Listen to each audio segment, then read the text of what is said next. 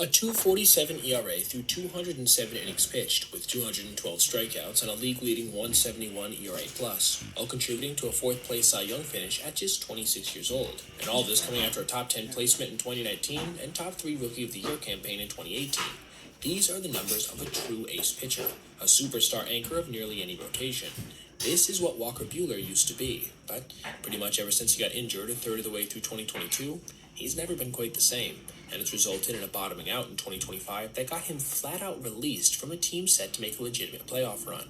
The numbers aren't pretty. A 5.45 ERA to 112 innings, just 84 strikeouts, almost 4.5 walks per nine, and an unsightly 1.56 whip, all contributing to a 76 ERA+, 24% worse than the average Major League pitcher.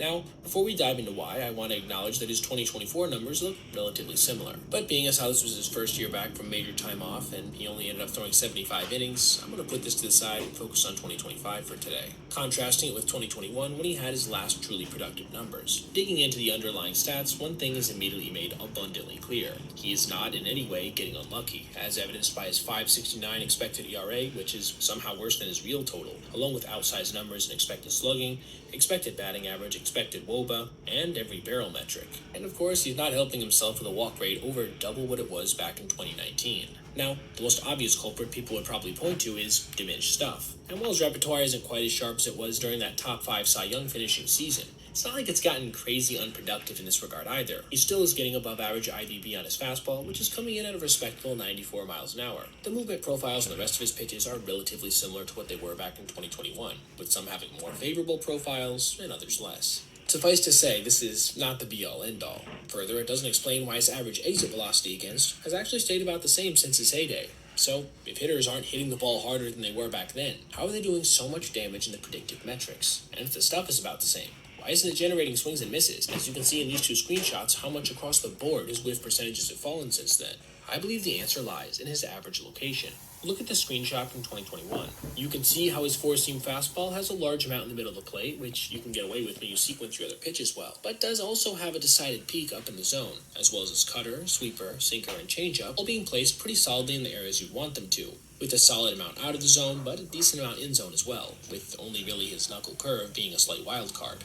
Now, look at his 2025 data. That is a ridiculous amount of pitches that are right in the center of the plate on both his four-seam and sinking fastballs. But even more so, look at how unpredictable his breaking balls have been, with a huge, and I do mean huge portion of them being condensed into areas well outside of the strike zone, not likely to induce swings and misses. This, in my mind, accounts for the rise in his expected stats based on the virtue of 3 stats: a lower ground ball rate, a higher line drive rate, and a higher pulled air percent.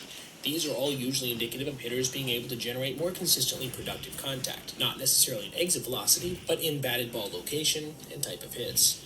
Basically, it seems like guys are selling out for a pulled line drive or fly ball versus Walker because they know that if a pitch isn't in the spot they're looking for, it's probably going to be an uncompetitive pitch. Batters simply aren't uncomfortable like they used to be. However, he is still generating a decent amount of weak contact to go along with this, which is driving down the overall exit velocity. But yeah, when hitters can basically spit on your breaking stuff, they are more likely to hit line drives and pulled fly balls, which are the most damaging type of hits in the major leagues.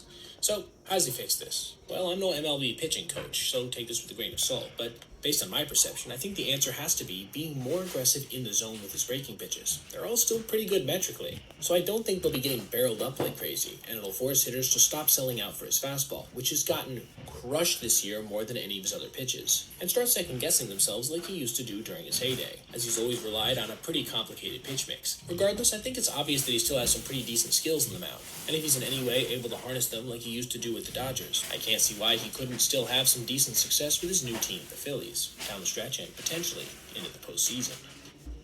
Alright everybody, if you made it this far, I appreciate you watching, and if you did, consider checking out any of these other videos on your screen right now for other content just like this. Also, if you ever see anything you... Links